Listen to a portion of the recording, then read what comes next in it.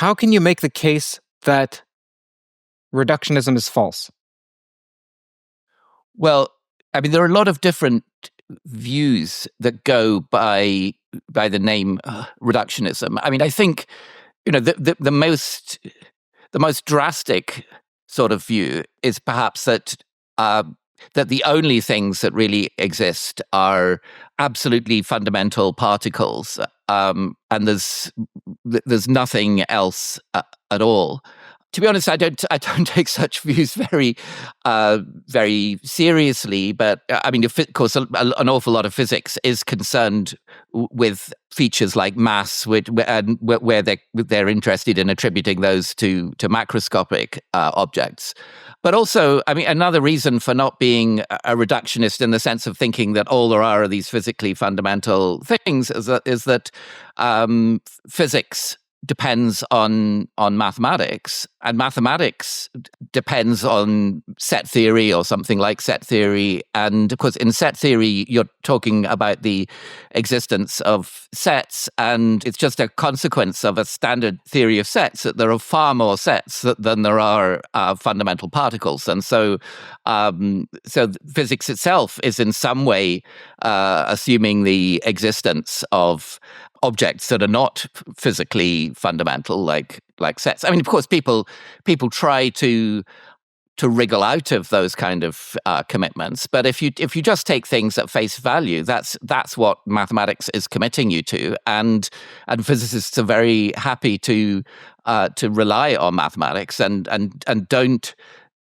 feel the need to somehow explain how mathematics is okay, even if its fundamental axioms are false. And so I think they're not really in a good position to be reductionists of that very extreme kind. But maybe you had in mind less extreme forms of reductionism.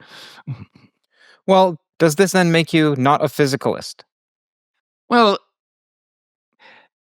there's a notorious problem actually in trying to get precise about what physicalism says, because I mean, presumably it says something like everything is physical, but it's very hard to define what is meant by physical, because if you try to define it in terms of current physics, then it might well be that there are all sorts of things which are not yet recognized by current physics, but will be recognized by the physics of 200 years ahead of us. And so it seems wrong to tie the idea of the physical to this specific point at which physics has got to right now. But then if you just say, well, physical things are whatever things will be recognized by the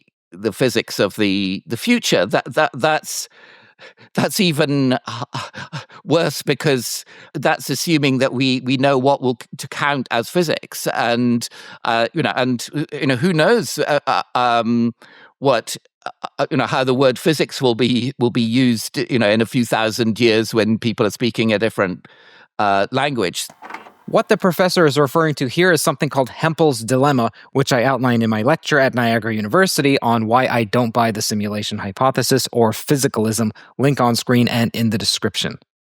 So I think the idea that everything is physical is anyway a bit somewhat ill-defined. But I mean, I tend to think that there are various kinds of mathematical object and so on, and that there's no reason, for example, for thinking of the empty set as a physical object. So I don't think that physicalism is likely to be true in a very strong sense. I mean, it's not that I believe in souls or anything like that. I mean, the usual kind of things that people who don't like physicalism appeal to, but I don't see really any very good arguments for physicalism. And I think another thing that sort of doctrinaire physicalists often don't really take into account is that the theory that there are only physical things is not at all the kind of theory that the methods of physics are well adapted to testing or assessing. I mean, that it's not the kind of thing that you could test by getting some quantitative predictions out of and then seeing whether they're verified or falsified. I mean, the theory that there's nothing else apart from physical objects is one that it belongs pretty obviously in the branch of philosophy called metaphysics, which is not a branch of physics at all. And so I think the people who say that there are only physical objects, they're effectively committing themselves to a metaphysical doctrine which can't be vindicated by physics. I mean, it might perhaps be vindicated by philosophy, but physics isn't the right thing to use. I imagine the physicalist who's listening, or the physicist, and they believe themselves to be a physicalist who's listening, would say something like, look, let me make one of two moves, maybe both simultaneously. One, you've already indicated that we can have vagueness, and it's just our own property. It's our own ignorance, but it doesn't mean there's vagueness in the world itself. So what you've outlined, which is that we don't know the future ideal physics and physics is ill-defined, maybe ill-defined is slightly different than vagueness. But I imagine they could say, can we not turn your own argument on its head and say, no, there is something well-defined about physics. We don't know exactly what it is because we're making an appeal to something future and ideal, but it's still there. So I imagine they could make a move like that. And I would like you to respond to that just a moment. Yeah. And another move they may make is to say, if someone is going to claim that there is something outside of physics, what is it? Point to it. Is it this cup? I can investigate this cup using the tools of physics. So most people wouldn't say the cup is outside of the purview of physics. So they may say, okay, burden of proof is on someone else. So how do you respond to those two moves? Yeah. So I'm certainly not saying that the term physical is meaningless, and I think it's absolutely fine for them to apply my views on vagueness, at least dialectically, to the term physical and so on. But if they do that and they say, well, look, it's we don't exactly know which things count as physical and which things count as non-physical, then it sounds as though they're actually allowing for the possibility of non-physical things. So that's what I'd say to your first point.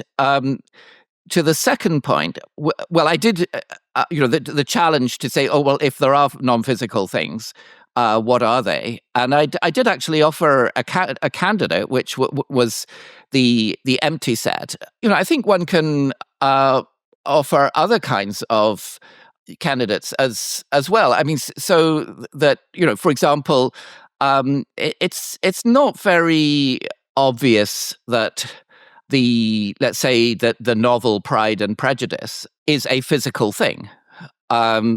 It's of course a particular copy of a book of Pride and Prejudice is a physical thing, but when we're talking about the novel, we're not talking about any particular copy of it. But at the same time, we can I think say meaningful things and true things. So, for example, that Jane Austen completed 6 novels, and so if novels are things that you can count, then they exist. If there's the number of them is more than 0, and so it's not even clear that really that when we talk about something as in a way ordinary as a novel, that we're actually talking about a physical object.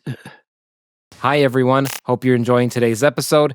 If you're hungry for deeper dives into physics, AI, consciousness, philosophy, along with my personal reflections, you'll find it all on my Substack. Subscribers get first access to new episodes, new posts as well, behind-the-scenes insights, and the chance to be a part of a thriving community of like-minded pilgrimers. By joining, you'll directly be supporting my work and helping keep these conversations at the cutting edge. So click the link on screen here, hit subscribe, and let's keep pushing the boundaries of knowledge together. Thank you and enjoy the show. Just so you know, if you're listening, it's CurtJaimungal.org, CurtJaimungal.org.